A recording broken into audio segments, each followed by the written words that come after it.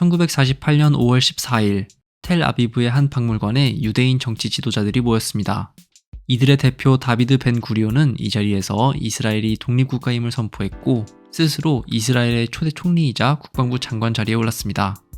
이 선언문은 수천 년 동안 계속되어 온 유대인의 한을 풀어주는 내용을 담고 있는 것처럼 보였습니다. 한편으로는 유대인의 성경시대에서부터 근래 홀로코스트에 이르기까지의 역사를 언급하며 이 지역에 대한 유대인의 권리가 명시되었고, 다른 한편에서는 나치 독일에 대항해 싸워온 유대인의 노력이 언급됨으로써 국제사회에서 유대인들의 발언권을 인정받고자 했습니다. 선언문의 말미에는 인근 아랍 국가들에 대한 호소가 담겨 있었는데, 이 지역의 평화와 공동의 발전을 위해 함께 노력하자는 내용이었습니다. 그러나 팔레스타인 지역에는 이미 19세기 말부터 유럽에서 유대인들이 계속 이주해 오면서 양측 사이에 종교적 그리고 경제적인 갈등이 누적되어 온 상황이었고, 아랍인들의 입장에서는 외부에서 들어온 유대인들이 국가를 세우고 자신들을 내쫓는 것을 받아들일 수 없었습니다. 결국 다음날 이집트, 시리아, 레바논, 요르단 그리고 이라크가 군사력을 동원해 이스라엘을 공격하기 시작했습니다. 국가가 수립되자마자 곧바로 전쟁을 치르게 됨으로써 당시까지만 해도 인구 60만에 불과했던 이스라엘은 안팎에서 여러가지 도전에 직면하게 되었습니다.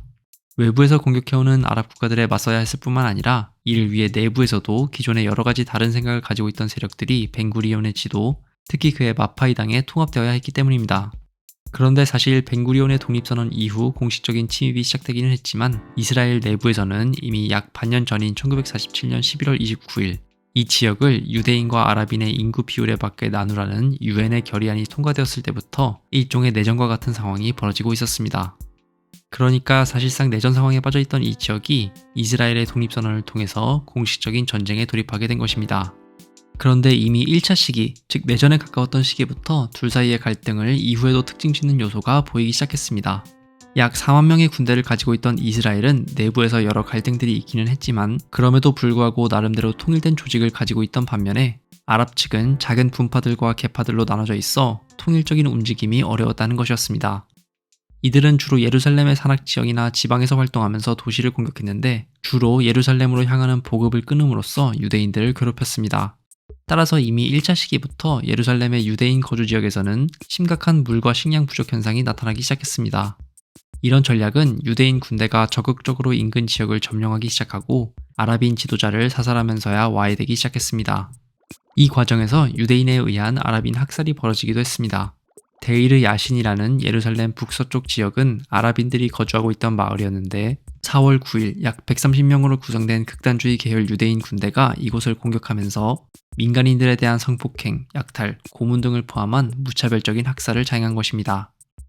이 과정에서 민간인 사망자만 100명이 넘었고 이는 이 지역의 역사에 돌이킬 수 없는 악영향을 끼쳤습니다.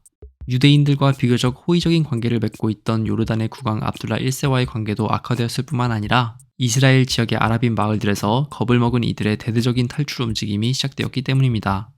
데이르 야신이 오늘날까지도 아랍권에서 유대인들의 잔혹함을 비판하기 위해 언급된다는 것은 이때의 트라우마가 얼마나 심각했는지 잘 보여줍니다. 동시에 이 사건은 당연하게도 아랍 측의 반격으로 이어졌습니다. 불과 나흘 후인 4월 13일에 교수, 의사 및 간호사들을 실은 차량들이 대학병원으로 가는 길 와중에 공격당했고 이 과정에서 70명이 사망했습니다. 그러나 이런 반격에도 불구하고 공식적인 전쟁이 시작되기 전인 1차 시기부터 이미 전쟁은 구조적으로 유대인 측에게 유리하게 진행되고 있었습니다. 흩어져 있던 아랍 측 군대들은 따로 공격을 당했고 학살을 경험한 아랍인들이 기존에 거주하고 있던 땅을 포기하고 떠나기 시작했기 때문입니다. 한편 공식적인 전쟁이 시작되자 바로 인근에 위치한 요르단의 왕 압둘라 1세도 마지못해 전쟁에 참가해야 했습니다.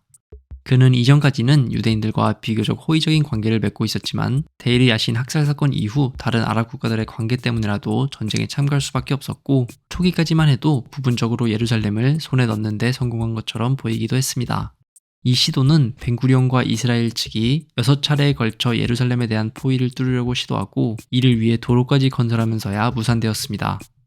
동시에 남서쪽에서는 이집트가 예루살렘을 공격했는데 이집트는 군대를 크게 두 축으로 양분해서 하나는 서쪽의 텔아비브로 다른 하나는 예루살렘으로 진출시켰습니다.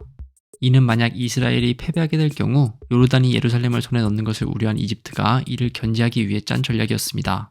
그러니까 아랍 측의 연합국들은 이스라엘과 싸우는 동시에 자신들끼리도 치열한 손익계산을 벌이고 있었던 셈입니다.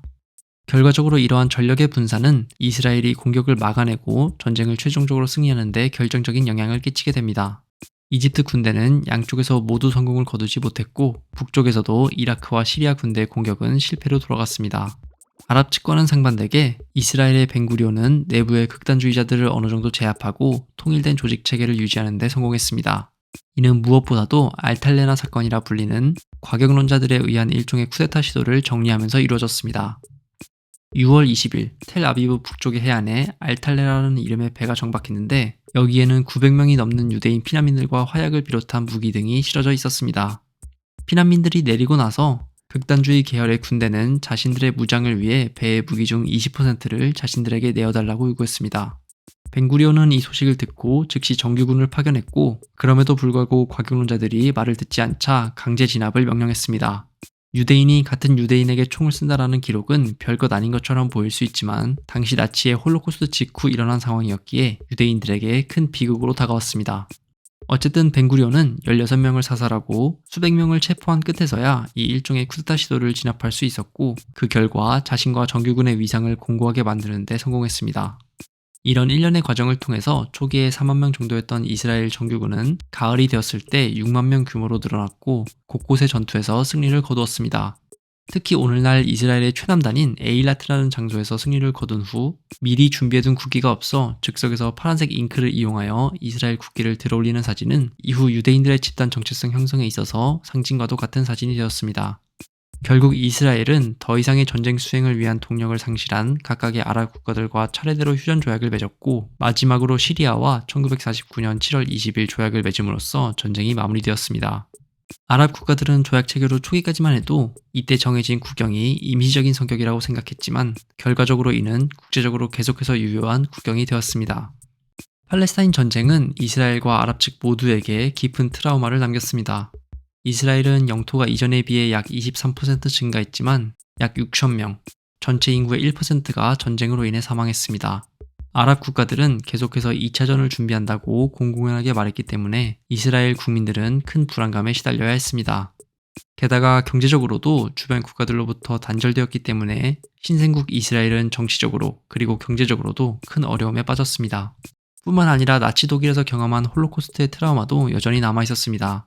이를 이해하기 위해서는 당시 이스라엘 국민의 약 30%가 홀로코스트 과정에서 살아남은 유대인들이었다는 사실을 염두에 두어야 합니다. 당연히 이는 쉽게 잊을 수 없는 트라우마에 가까운 경험이었지만 또다시 전쟁을 경험한 후 어려움에 빠진 신생국은 이들에게 치료를 위한 충분한 도움을 줄 수 없었습니다. 이런 상황에서 새로운 유대인들이 유럽을 비롯한 여러 나라들에서 계속해서 몰려들었고 경제적 어려움은 더욱 심해졌습니다. 식량이 매우 엄격하게 배급되었다는 점, 배급표가 있어야만 식량을 배급받을 수 있었다는 점이 이를 잘 보여줍니다. 반대로 전쟁은 아랍인들에게도 큰 트라우마로 남았습니다. 약 70만에서 120만 명의 인구가 살던 지역을 포기하고 난민이 되었고 이들 사이에서는 고향을 잊지 않는다는 의미로 고향집의 열쇠를 버리지 않고 가지고 있는 것이 상징적인 의례가 되었습니다. 이 열쇠는 자신들이 고향을 잊지 않았다는 의미와 더불어 자신들이야말로 기존에 살고 있던 땅에 대한 참된 주인이라는 의미 또한 가지고 있었습니다. 게다가 이들의 대다수는 인근 아랍 국가들에서도 제대로 된 대우를 받지 못했는데 아랍 국가들 사이에서는 이들을 방치하는 것이 국제사회에서 이스라엘에 대한 압력을 높일 수 있다는 수단이라는 인식이 퍼졌기 때문입니다. 이 때문에 이때의 전쟁은 이스라엘에서는 독립전쟁이라 불리지만 아랍권에서는 재앙이라는 사건으로 불립니다. 결과적으로 이스라엘 국가 수립은 유대인들에게는 수천 년의 디아스포라와 망명의 역사를 끝낸 사건이지만 동시에 역설적이게도 다른 이들에게는 새로운 디아스포라의 시작을 열었던 셈입니다.